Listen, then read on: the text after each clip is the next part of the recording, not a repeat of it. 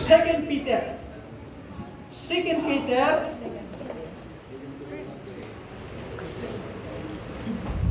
First Peter, I should say. First Peter. First Peter, chapter 2. First Peter, chapter 2, verse 4 down to 10. Chapter 2, First Peter, chapter 2, verse 4 down to 10. Yung walang Bible, pag-share sa kanila. May walang Bible na. Yung walang Bible, walang baril na Kristiyano. Mayroon po tayong Bible dito. Chapter 2, verse 4 down to 10. Palitan po babasa sa 4 po ng chapter 2 ng 1 Peter. Basahin po ang 4 to home coming as unto a living stone, disallowed and dead of men, but chosen of God and precious. 5. He also concerning these stones are built as a spiritual house, a holy priesthood, to offer as spiritual sacrifices, acceptable to God by Jesus Christ. Wherefore also it is contained in the Scriptures, behold, I lay in Zion a chief cornerstone, elect, precious, and he that believeth on him shall not be confounded. 7. Unto you, therefore, which believe he is precious, but unto them which are seeking goodness, the soul which are yielded to God, the same is made the head of the Lord. 8. And a stone of stumbling, and a rock of offense, even to them which stumble as the word, being disobedient, whereunto also they were appointed. 9. By the generation, a royal priesthood, a holy nation, a peculiar people, that ye should show forth the riches of Him who hath called you out of darkness and into His marvelous light. Sabay tayo ng 10 go. Which is in time past were not the people, but are now the people of God, which have not obtained mercy, but now have obtained mercy. O Panginoong Diyos, na makapangyarihan, salamat Panginoon sa iyong mga salita na aming nabasa sa special number at choir. Salamat po, Ama. Salamat po sa nabautismo, Panginoon. Mayroong dalawa po sa noong nakaraang Biyernes. Sa dalahin ko, Diyos, na nawa lumago sila sa pananampalataya. Hindi lang po sila, kundi po sa bawat mananampalataya nandito ngayon, Ama. Dalahin ko, ganun din po ang newly saved na tumunggap kanina ay pwedeng Father, nawa sila ay lumago sa pananampalataya. Sa lahat nandito ngayon, ibigay po sa amin a humble heart, mapakumbabang puso, mapagpatawad sa bawat nagkasala, sa bawat isa sa amin na dapat kayong magmahalan. Ako rin tayo grace, kung paano mo minahal, katulad namin ng makasalanan, Ama. Ganun din nawa ang bawat isa naman ng palataya, mapagpatawad din sa nagkasala sa amin. Dalahin ko po na tumatag, nawa ang pananampalataya sa bawat nanghihina in the faith. At ganun din po a blessing to those who are faithful in coming to church. Ay po, Father, salamat po sa mga blessing. Mga kapatiran sa ibang bansa, sa Norway, Mr. Karen, Mr. Remy, ay pwedeng Father, nawa sila po yung Diyos, nasa mabuting kalagayan. Ganun din yung Brother Richard sa Singapore, ganun din po mga kapatiran po, nandito po sa Hong Kong, ay pwedeng Father, ingatan mo rin sila. Ganun din po sa lahat ng may sakit, ay yung po pagalingin ang kanilang mga sakit o Diyos upang bumalik sa dating normal na good condition. Mr. Bernadette, salamat sa success operation at bigyan po siya pagkakataon o Diyos na magkaroon ng fast recovery. Ganun din po sa lahat ng nalangin at tumulong sa kanya. Salamat po, Ama. Dalayan mo i-bless mong bawat sa Jesus Christ at pray. Amen. Lahat po magsuko. Meron lang tayo, kunting oras. Dito po sa 1 Peter chapter 2, verse 4 down to 10. Ito po ay tungkol po sa doctrine of separation. Doctrine. Ano ibig sabihin ng doctrine? Sa Ilocano, susuro. Ang ibig sabihin sa Tagalog, yung pong mga gustong matuto o matututo. Ibig sabihin ng doctrine. Isa pong dapat nating matutunan sa banal na kasulatan. Bakit separation? Ay dahil po, ihiwalay po tayo sa katuruan ng sanlibutan. Meron kasing katuruan ng sanlibutan na hindi sumasang-ayon ang Biblia.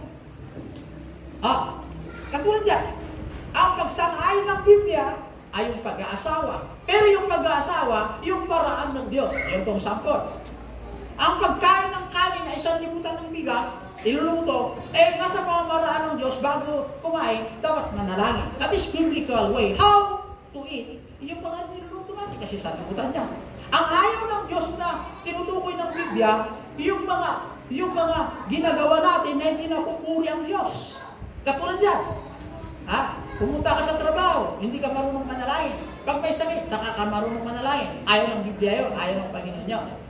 Dapat, sumasama-ayon tayo sa Biblia. Ayaw yung gusto ng Diyos sa atin. Kasi po tayo po yung mga anak ng Diyos. Okay? Pero tingnan natin, yung pong doktrina, yung pong learning, katulad po ang mga apostoles, discipleship. Yung mga discipleship, ito po yung mga estudyante, students, na gustong matuto. Ang apostoleship po, yung nakakita mismo kay Jesus Christ, considered apostol yun. Si Apostol Pablo considered apostol kasi po nakita niya si Jesus Christ nasa taas, na si Jesus Christ mismo ang nakikiusap kay Apostol Pablo, na siya po ang nagkaroon ng kaligtasan kay Apostol Pablo. Noong si Apostol Pablo ay papuntang Damasco. Yan. Kaya considered apostles. Kaya, yung pong separation na tinutukoy ng Bible, dapat tayong matuto na humiwalay yung takbo ng sanlibutan. Huwag tayong tumakbo na naayon sa worldly means o worldly ways.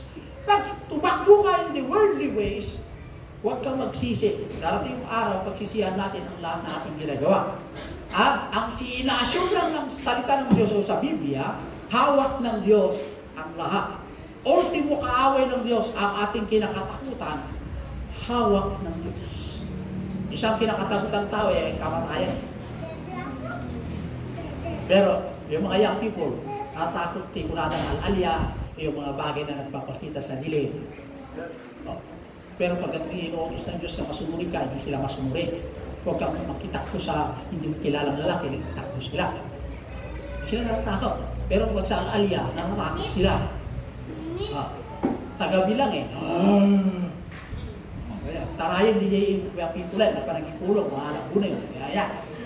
Nakatatakot ka Alam mo itong mga young people, itong mga little in the age, o young in the age I should say, natatakot sila yung mga bagay na katulad itong calamity, yung mga bagay na mayroon sa lupa. Pero patandaan natin ang Diyos, hawak niya ang lahat yan. Dapat yung may hawak ang lahat, yung dapat natin katakutan. Kabaliktaran naman sa atin. Yung lumikha, di ating katakutan. Yung nalikha niya, yun ang katakutan. Ayan, nasabi po ng Bible. Dapat tayong matuto sa salita ng Diyos sa magitan ng pagbabasa upang makilala natin kung sino po yung may hawak ang lahat na dapat natin bigyan ng halaga. Pakita sa sinong may Bible. Pakita sa Bible. Tingnan nyo. Baba. Ibig sabihin, mga sundalo ng Diyos, pakita sa balit. Kunti lang balit. Yan. Yan mo yan. Nakakaya kung wala tayong baril, mga kapatid. This is our weapons. Ang sabi ng Biblia, tungkol sa weapons, ang salita ng Diyos, kaya niya kong sakukin ang buto sa pagitan ng kaluluwa at ang espiritu. Kaya niya tusukin niyo. Kaya niya rin patayin yung pong soul sa impyerno. At kaya niya rin pong gawaan ng paraan para maligtas ang kaluluwa sa impyerno. Iyong nasalita ng Diyos yan. Samantalang ang baril, granada, anong kung mayroon sa lupa, hindi niya kayang magawa yun, na kaya ang salita ng Diyos. Ang nakalimutan ng lahat, basahin ang banal na kasulatan. Bakit? Nasa iyo po ang problema. Ayaw mo yung pinakamatibay na. Matakot ka sa Diyos na kayang patayin ang soul at ang katawan. Huwag kang matakot sa tao na kaya niyang patayin ang katawan, hindi niya kayang patayin ang soul. Samantalang ang Diyos, hawak niya ang soul, kaluluwa, hawak niya rin ang katawan. Pati yung pumatay, kaya niya rin ito. Tepoke, kaya niya rin itong mawala. Sino katakutan natin?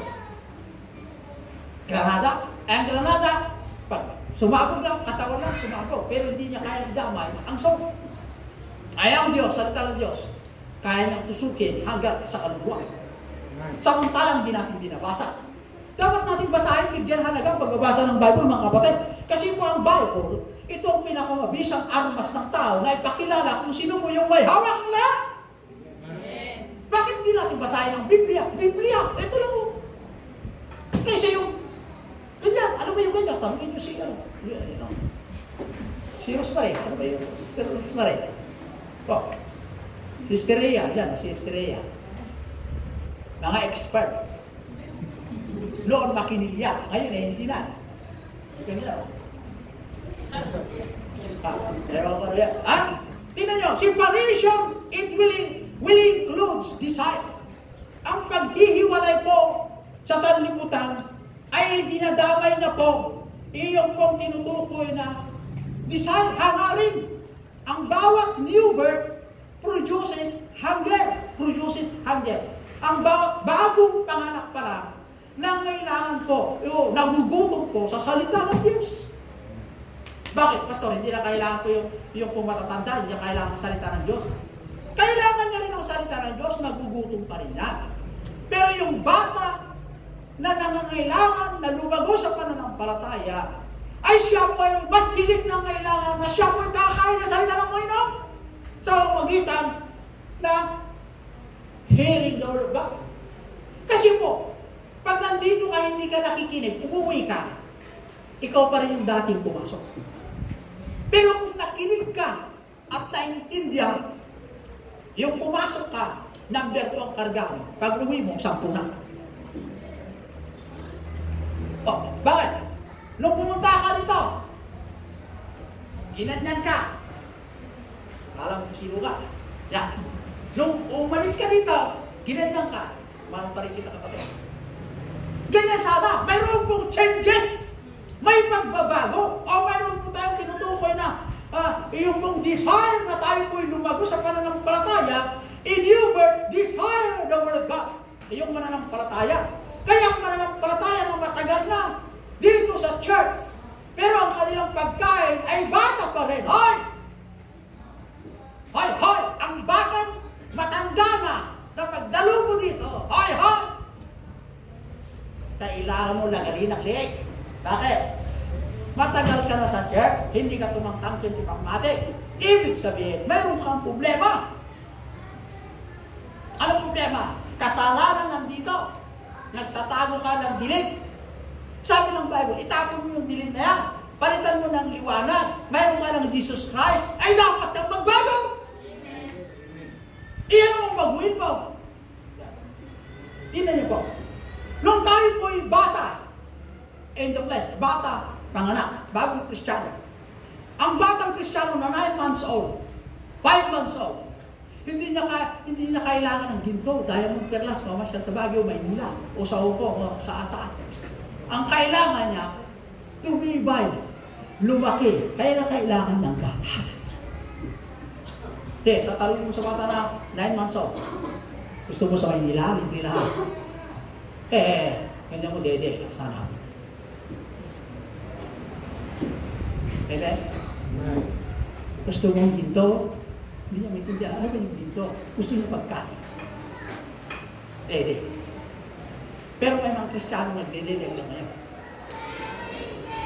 Hindi nagbubungang Kristiyano, kaya ang new birth produces holiness. Ang new birth, ang bagong panganak na Kristiyano, kalikagong na itimadaan, timakam, ang physical at ang spiritual. Ang new birth, ibunga na, itinasanto na panagbiag. Ang bagong panganak na tumanggap kay Kristo, gusto niya po yung mamuhay na gusto ni Ama. Ayaw niyang pumunta. Walang kaisipan ng batang pumunta. Kaya ang new birth produces to grow. Ang kanyang kailangan, lumago at lumaki sa physical, lumago sa pananampalataya. Si Alex, silang ano ka kapatid? Ilang taon ka naman ng palataya? 3. Sige mo, nalibigyan ako. Si brother rin, bali lang ang taon ka siya kapatid. Niisip pa. Yung 3. Sino sa inyo ang 10? Pakita sa 10. Christian. O yung 10. 20. Patasin nyo, patasan 10. Tingnan nyo ha, tingnan nyo. Yung 3 years old na Kristiyano, ibig sabihin, 3 ang edad ng bata, ang higit niyang hanap, karamihan, pagkain ng Biblia. Pero yung 10 years old, magkaiba sa 3 ang kanilang ugali. Di ba gano'n? Magkaiba ang ugali. Yung 10 years old, kaintindi ng paggalang, pati rin yung 3 years old, pero may pagkaiba. Mas lamado ang isip ko, yung 10 years old kasi 3 years old. Lamado yan. Mas makita mo yung edad na 10 na may bunga. Yung the way how he walk o she walk. Paano lumakad, paano sumagot. Mas lamado ko yung 10 years old kaysa yung 3 years old. Tingnan nyo. Pag ikaw po ay 10 years old na Kristiyano, 3 years old na Kristiyano rin, meron din pagkaiba. Pag yung 3 years old, karamihan pagmumura. Yung 10 years old, hindi na po nagmumura, pero nagagalit. Di ba? Meron gano'n. May difference. Ang mahirap, kung 10 years old na Kristiyano, ay ugali ng 3 years old, nagmumura pa rin. Walang pagkaiba. Iyon ang tinutukoy, Kristiyano hindi nagbubunga. Dapat pupulin. Awan, pupulin ang legpas ako. Hindi, puputulin yung galing, hindi nagbubunga. So, ang title ng mensahe, we find problem when God resides in us. We find problem when God resides in us. Nagkaroon tayo ng problema o nagkaroon tayo ng problem sa buhay na ito noong ang Diyos ay tumira sa atin. Iti verse 5, sabi ko ng Bible sa 1 Peter, basahin natin sa 1 Peter chapter 2, verse 5. Ye also as lively stone, as build up his spiritual house, an holy priesthood to offer up his spiritual sacrifices acceptable to God by Jesus Christ. Sa 5 po ng chapter 2, 1 Peter, ay binakapan po ng Lucas 20:17. Back up verse po ng Lucas 20:17. Unang puntos, spiritual building. Spiritual building. Binanggit po ng Bible, ang basihan po ng pamumuhay ng bawat mananampalataya, bata o matanda na Kristiyano, ay ang salita ng Diyos. Sa pamumuhay natin sa lupang ito, ang ating basihan para tayo po ay lumago sa pananampalataya ay ang ating pagbubunga. May Kristiyano kasi na hindi nagbubunga. Dapat ang Kristiyano magbubunga. Ano ba yung bunga? Wala dyan, anak ka ng Diyos. Magkaiba po yung anak ng sanlibutan. Ang sanlibutan mahilig sa sabog. Ang sanlibutan mahilig sa inuman. Ang sanlibutan mahilig sa mabababang lipad. Ang mga unsaved ay mahilig saan pumunta, walang pakialam sa buhay niya.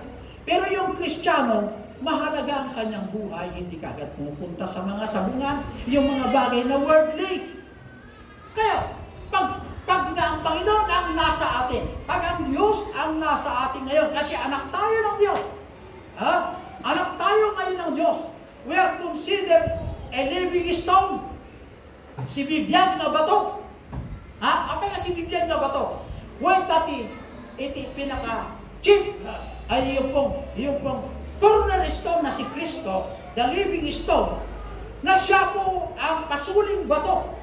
Siya rin po ang nagligtas sa mga batong walang gamit, ang walang kabuluhan na magamit sa tahanan.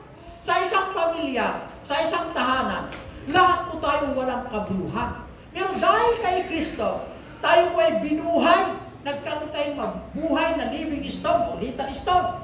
Nabuhay po tayo dahil kay Kristo, dahil ang Panginoong Diyos, kinailangan tayo na mahalaga dahil sa kanyang anak na si Kristo.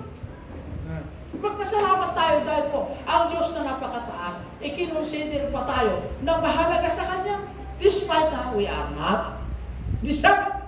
Maliwanag po. He comes as a little baby, for a living stone. 1 Corinthians 10 po. The rock was Christ, Matthew 16:18. Yung rock na tinutukoy po dito ay si Kristo. Kaya yung spiritual building, ganito yan. Makinig po, ladies and gentlemen. Iyon pong, katulad dyan, tayo po ay naging anak ng Diyos dahil kay Kristo. Tayo po ay mga living stone. Kung patay na bato, hindi na kailangan yun. Tatapon na sa dagat yan. Ay, walang kahalaga na yan. Yung living stone, buhay. Nung tinubos tayo ng Panginoon, tayo po ay nabuhay na muli.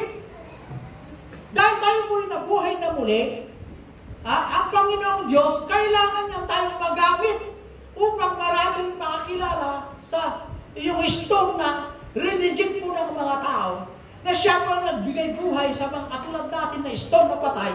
Gusto niyang dumami pa ang mga stone upang iparating sa sanlibutan na mayroon palang stone na si Kristo na siya po ang nagbibigay buhay sa mga walang kabuluhan.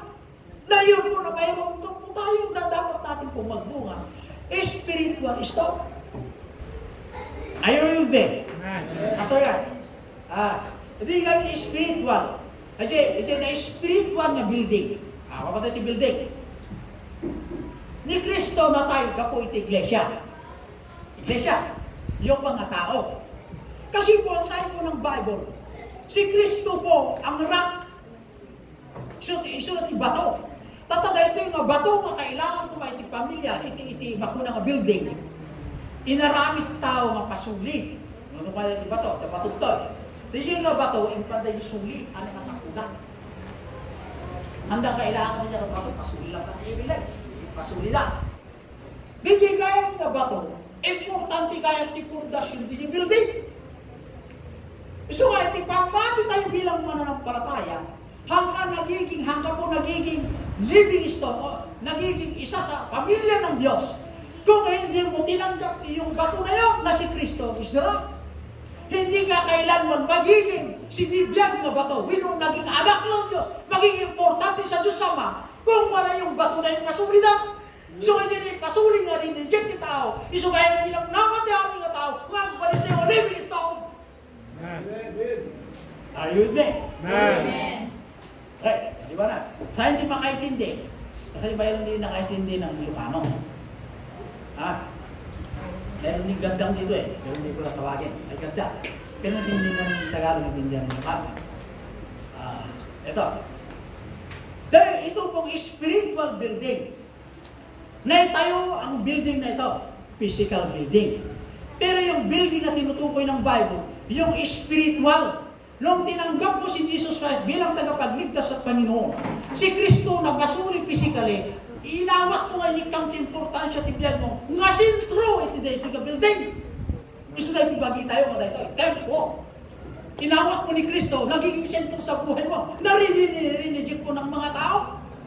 Di siya building nga isudayta ni Kristo, ay dati bato nga isudayta Kristo nga inikang tayo importansya na tibiyag tayo. Nagiging living stone tayo na magamit sa kanyang pagkapuri upang itaas ang Diyos sa umalitan ng paglaganap ng kanyang mensahe sa mga tao upang makilala naman nila na mayroon nga yung spiritual rock, yung spiritual na nakatira sa atin. Iyon naman ang inaayawan ng tao, kaya nagkaroon tayo ng problema dahil meron tayo Jesus Christ. Amen. Pwede na. Kailangan there should be a broken. Noong tinanggap ko si Jesus Christ, kasma isang tagapagligtas, Panginoon, kunan niya ako Diyos, rak-rakit muna na tabagin. Tanong na rak-rak dahil tabagin. So katak sa bali nga bagi, na dahil tagabagi, living stone, dahil tagabagin kami, natay ka ti baso, natay ka ti darubit, natay ka ti adong ang klasit kinarubit ti daga, kasi kain madayo ka kini Diyos Ama. Ngayon ka po iti anak, pinabaro ka nga building, pinabaro ka nga stone, tamagyag ka nga stone na si Biblia, dahil kay Kristo, maramat ka di ministry. Upang magamit ka sa ministry, ikaw muna ay magiging anak ng Diyos, a living stone, o ikaw ay isang buhay na mananampalataya maglilingkod sa Diyos. Maraming mga mananampalataya na buhay, pero hindi po nagagamit ng Panginoon. Ito po ay tinutukoy na spiritual death. Ibig sabihin, patay sa kanyang pananampalataya. Pero ang kanyang kaligtasan,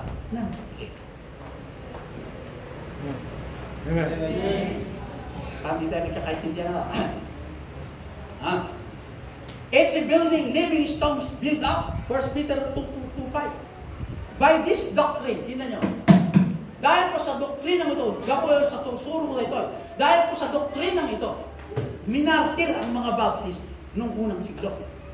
Dahil ang mga Baptist ayaw nilang makikompromise sa takbo ng sanlibutan. Bakit? Nung adaptin ka ni Jesus Christ, kung nasa iyo si Jesus Christ, magkakaroon ka ng problema ngayon. Bakit? Aayawan ka ng sanlibutan, aayawan ka ng mga barkada, aayawan ka ng bisyo, marami umayaw sa'yo. Di ba niyo, umayaw kayo lahat, isang kampi ko ang Panginoon, sabi ni Musa. Kahit kaaway mo ako, ikaw Haring Herodes, kahit wala na akong manang tatanggapin sa'yo, yung karunungan na mo sa akin, walang kwenta yan. Mas higit na susundin ko, iyong pong Diyos ng Israel, na mas mayaman kaysa sa iyo. Bakit? Ang Diyos ng Israel, hawak niya ang buhay mo. Di mas higit na sundin tayo may hawak ng buhay sa atin kaysa yung susundin mo ng Lord. Ay, may clip. By this doctrine, our Baptist forefathers were martyred, holding the regenerated church. Yun po ang reason kung bakit. Kaya ang ating pong palataya, kaaway niya rin ang tradisyon. Kaya bumadalo ko sa patay, meron po may ribbon, may nakatali. Kaya yung mga kapatid na mayroon ganyan, hindi natin rin-review kasi pag re-reviewin mo yan, masasaktan niya. Ayun, alam mo yung sign ng ganito? Sign, yung may ribbon. Hindi pag-amin, parang nasaktan sila sa kamatayan ng ating mahal sa buhay. Hindi mo inanggap, hindi mo tatanggap, hindi mo rin pinapagita mo nagdulog sa ka. Ang sabi ng Bible, ang buhay, pag-aari ng may kapal. Pag-aari ng Diyos. Kung ang Diyos ang may-ari ang buhay, dapat meron tayong kagalakan na purihin ng Diyos. Kaya nung namatay ang daddy ko at mama ko, wala yung ganyan. We thank God, binigyan kayo ng buhay. We thank God, binigyan kayo ng parangka, nagkaroon kami. We thank God, nagkaroon tayo ng ganito. Kaligtasan ng bawat isa. Dahil sa magitan ng Diyos, o presensya ng Diyos, meron tayong ganito. Ano yung ganito? Kagalakan, unity, peace. Amen? Kaya kung may mga tayo sa inyo, huwag kayong mag-ano ng ribon-ribon. Sa mercy, may sister mo isang ribon eh. Pero ribon na medalya naman. Right? Ang ribon na itim. Tradition yan. That is a tradition from the Romans. Ano nga tradition? Nagbigay lang ako ng sampung konti. Kaya nga, kung nasa atin si Jesus Christ, ang Panginoong Diyos, maraming kaaway ang gising nito. Pag-aari ng Diyos, dapat masunurin ang katawang ito. Bakit? Siya ang may-ari ng katawan. Marami kang kaaway nito. Yung dating kaibigan mo ng matali, ganyan ka, umayaw sa'yo ngayon. Yung barkada mo na, wala na yun. Kasi awa niyang Bible, nakita niya yung Bible sa'yo. Nakita niya si Jesus Christ, meron ka. Umayaw sa'yo. Pero hindi yun po ang paraan na tayo ma-discourage maglingkod. Amen. Bakit? Ang ginawa ng Panginoon para tayong matubos. Precious blood. Precious blood naman ang katumbas. Yung isang tidod, isang patak na dugo na tumama sa lupa, hindi kayang bayaran ng isang 1,000 gold o silver. Ano yung mayroon sa lupa na kayamanan? Itimbang mo yung dugo. The holy blood. Mas lamado pa rin, mas mabigat ang holy blood. Ibig sabihin, walang kabuluhan ang lahat mayroon sa lupa. Mas higit pinakinggan ng Diyos Ama, the holy blood. Bakit sa kanya rin yun? The holy blood, dumanak sa ground para lamang matubos po tayo sa ating nagawang kasalanan upang magkaroon tayo ng kapatawaran na igagawad ng Ama. Kaya salamat sa Diyos, nakamtan natin ang biyaya na matawag ng anak ng Diyos dahil po sa only begotten Son. Kaya pagdating pagbasa ng Bible, bigyan naman natin halaga. Pangalawang puntos, sa 2:11, a spiritual battle. Pangalawang puntos, a spiritual battle. Yung exaltation of Christian to the living God, since God has changed our position, we should change our practice. Kung noon, ang ugali mo ay ganito, nung pinalitan ng Diyos, nung tinanggap mo si Jesus Christ bilang kinikilalang tagapagligtas Panginoon, pinalitan mo dapat yung style ng pamumuhay. Bakit mayroong pagbabago? Katulad dyan, noon, partner ka. Ang hawak mo, arado. Ang hawak mo, kalabaw. Ang hawak mo ay kuliglig. Ngayon, nasundalo ka ng Diyos, baril naman ang hawak mo. Amen. Not only by bread alone, hindi lang sa magitang tinapay mabuhay ang tao, pwede ang salita ng Diyos. But by every word of God, pwede po mabuhay ang tao. Ang tawag ng politician, mamumulubi ka. Ano yung mamumulubi? Kung ano ang ibibigay ng mga membro mo na offering, yun ang buhay ko. Tama, yun ang buhay ko. Pero hindi ako naglilimos. Iba yung paglilimos na naawa sila sa akin. Iba yung magbigay sila para pagpalain sila. Kasi pinapalitan din ng Diyos yung bawat binibigay nyo dahil magbigay kayo, hindi dahil sa akin. Kayo po yung magbibigay dahil pudong. Yun naman eh. Magkaiba po yung bibigay mo sa akin na naawa ka sa kalagayan mo bilang pastor. Iba po ang interpretasyon niya. Iba rin po yung magbibigay ka doon dahil sa kanya, kaya magbigay ka sa gawain. Sa gusto mo may palagaan pang salita ng Diyos, kaya nagbigay ka. Isa sa uli ng Diyos kung anong binigay mo. Kung ganyan ang puso natin. Pero magbigay ka na, mayroong simangot sa mukha, ay di huwag ka naman magbigay.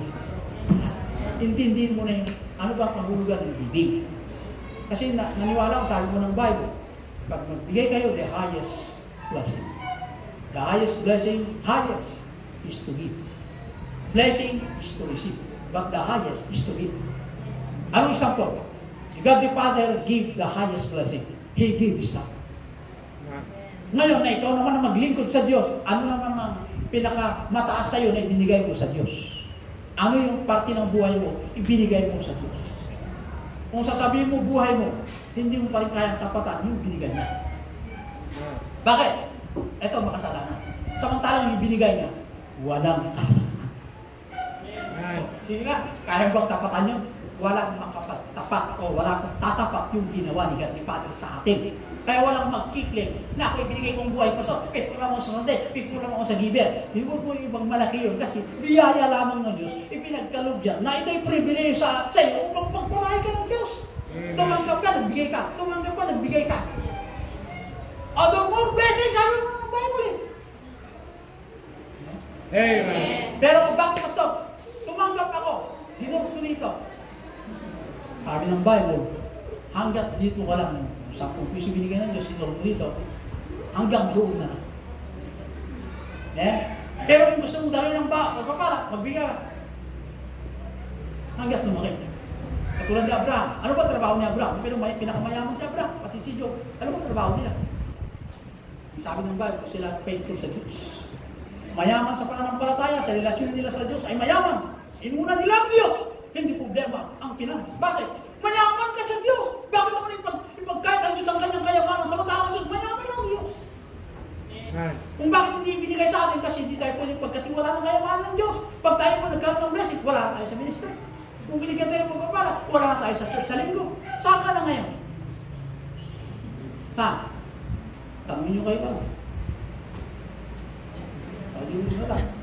Spiritual battle. Marami pong mga sundalo ng Panginoon na spiritual nagsasawa. Mahumad ang nakibaka. It is will of the flesh. Continue to fight. Ang Panginoon na Jesus Cristo, nung may pinanganak pa lamang na bata, langin ng patayin. Nung lumaki ng araw, plan pa rin i-destroy. Si Satan hindi po tumitigil ng patayin po ang Redeemer. Hanggat ng patayin lang at napako sa cross. Nung nabuhay na po rin si Kristo Jesus, nalungkot si Satan, nagbugi pa rin si Satan. Ay si Panginoong Diyos, hinalo na pa rin si Satan. Si Lucifer sa taas, natalo. May digmaan sa taas. Bumagsak sa lupa. Alam ni Lucifer na talo lang. Tuloy pa rin ang kanyang pagkikidigmaan. Hindi pa rin nagsawa si Satan. Tuloy pa rin ang digmaan hanggang ngayon. Kahit alam ni Satan na talo lang. Samantalang Kristiyano, sabi ng Panginoon, nagwagi ka na. Tanong ko, bakit ganito po? Marami akong problema. Wala akong problema. Pamarang mo na ba? Ay, ang sabi ng Biblia, nasa inyong pinakadakila, bakit sasabihin mong tanong ka? Samantalang si Lucifer, sinabi ng Bible, si Lucifer talha. Eh si Lucifer, pag mag-asta, panalo pa rin ang kanyang sinasabi sa mga tao. Halika nito, Edma, mag-inuman tayo. Akong bahala. Si Edma pumasok, nag-inuman sila. Pagkatapos inuman, binoksik, may bukor. Mamaya, nasa hospital na, usahan. Ayun lang, resulta na inom. Pero, pag nasa Diyos ka, meron ka bang blessing, meron ka bang protection, meron ka bang long life, meron ka bang good health. Amen. Kaya katulad ni misis ko, ako siya ginamitaw sa bayan. Ngayon, wala akong pera. Ito. May tumulong sa kanya. Kulang pa rin. Dinak mo lang. Alagay mo 500,000 nila. Meron pa rin. Natira 300 plus. Pwede ka sa labas. Meron pagkain na. Magkaroon ba deduction sa PhilHealth? Magkaroon ba deduction sa PC? So, magkaroon ba deduction sa... Sinabi naman. Nung tatanungin ko, kasi nakalagay sa bill, luwas yung bill ko. 0. Ma'am, ano naging 0? Gusto mo mong bayad, Mr. Carlos? Ay, hindi ko. Bakit ko natin? Okay, thank you.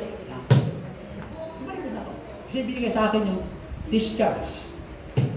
Clear. Tatanungin ko pa anong nangyari nga, gano'n.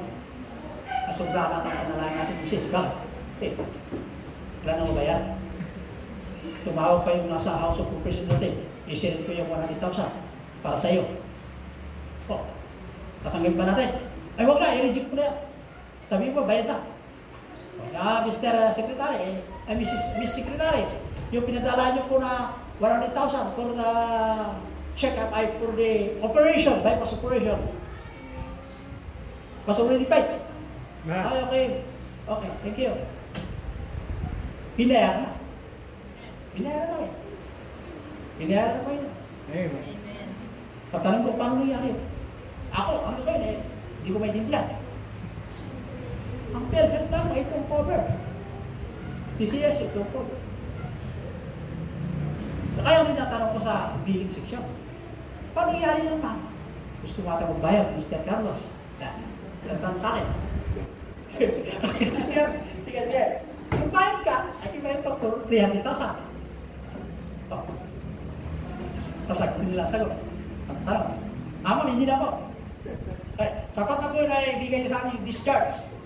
Sa gwardiya na papel, pagkita sa guard, kami po okay lang. Asa sa ibang mga ahensya doon na tagabantay sa mga lakas. Clear. Okay. Pasok. Hindi ko maintindihan din yan. Ang isa lang alam ko, dahil sa panalangin ng bawat mananampalataya. Amen. Abot sa taas ang panalangin natin. At higit sa lahat, ay yung operation business yung naging success. Amen. Kasi sabi ko ng doktor, pasalamat ka, Mrs. dahil buhay ka hanggang ngayon. Dahil karamihan ng heart attack ay diretso. Walang hinto, tuloy. Eh sa'yo, hinto, tuloy. Dahil sa panalangin, ang walang nagpalataya. Saan ko walang pinans? Eh, sabi ko sa dahil sa panalangin, ang Diyos ang sumagot ng pinans. Yung sinabi nila sa akin, dugo, problema ang dugo. O nandiyan si Brother Jaime. Sila ang response sa akin, dugo. Sila mismo ako na pasok. In-examine, hindi pwede. Ang kanyang anak, voluntaryo. Hindi pwede. Panginoon, ano kayo gawin ko itong mga? Problema ko. Masok ako sa mga tricycle. Tricycle kasi buka ko yung mga tricycle. Hello sir, good morning. Yes, pare. Wala, bakit? Kailangan kong dugo ka rin. Ano kaya? Wala, malayo yan. Mahal ang dugo kayo. Pero sikapin mo kung mayroon sakali lang. Pero hindi sigurado. Dalawa ko sa meron akong dalang anim. Saan kayo kita? Ito ang lugar. Ito. Yung sarap po ng heart center. Okay. Parating na ako.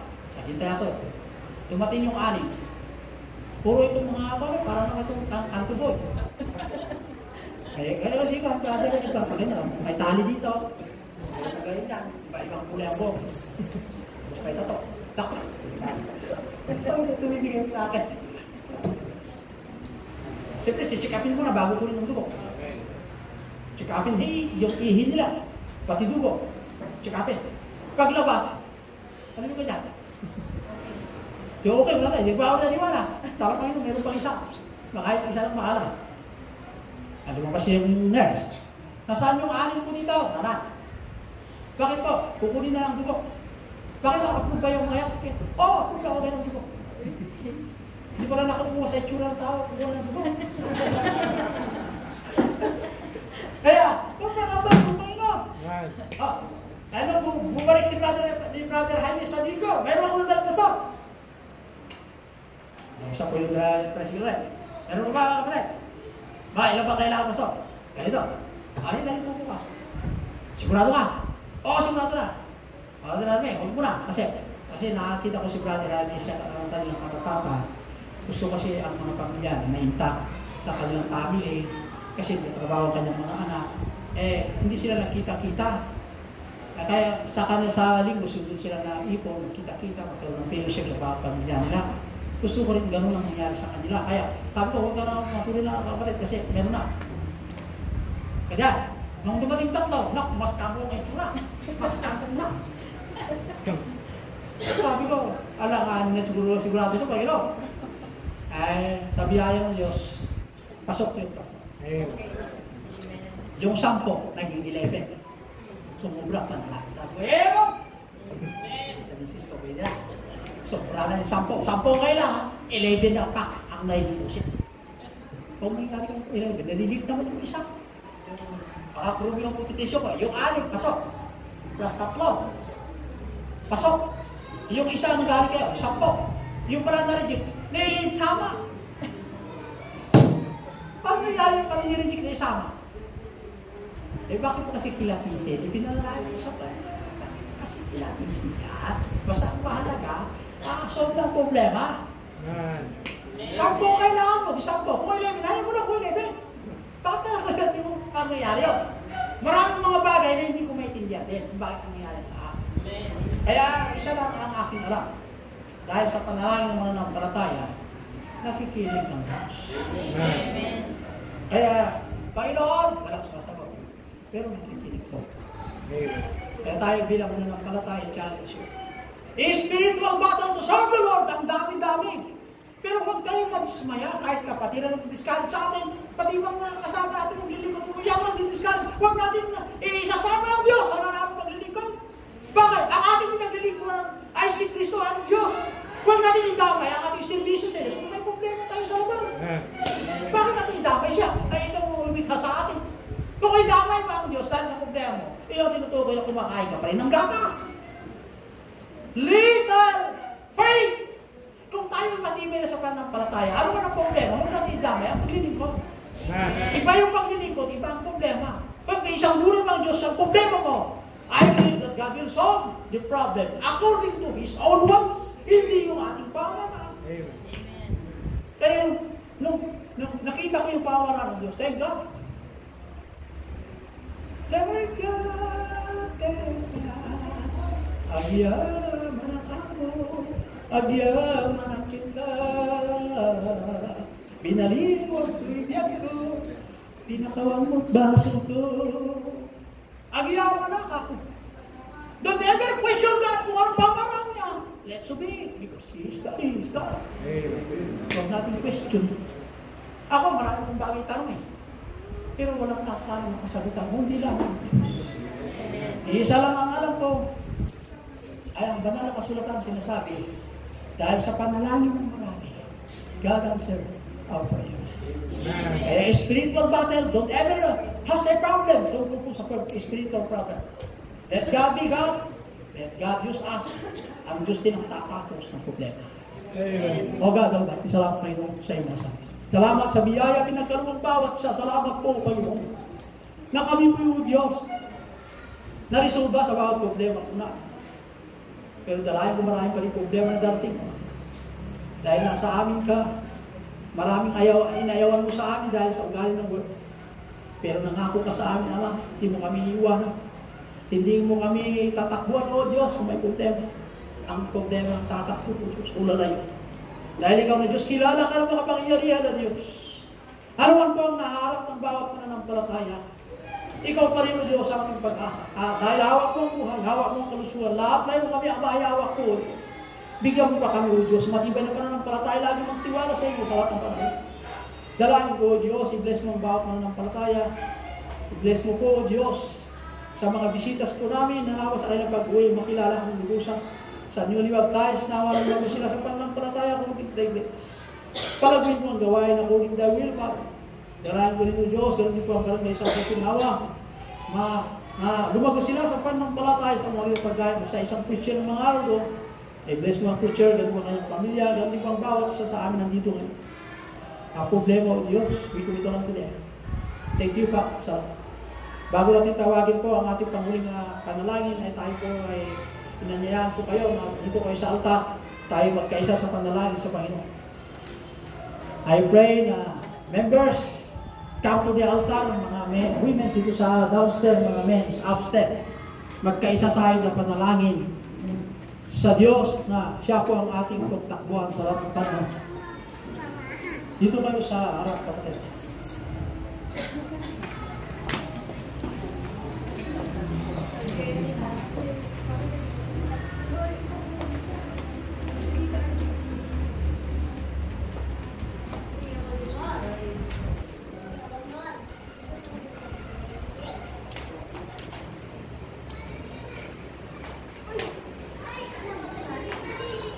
Sa aming mga bisita,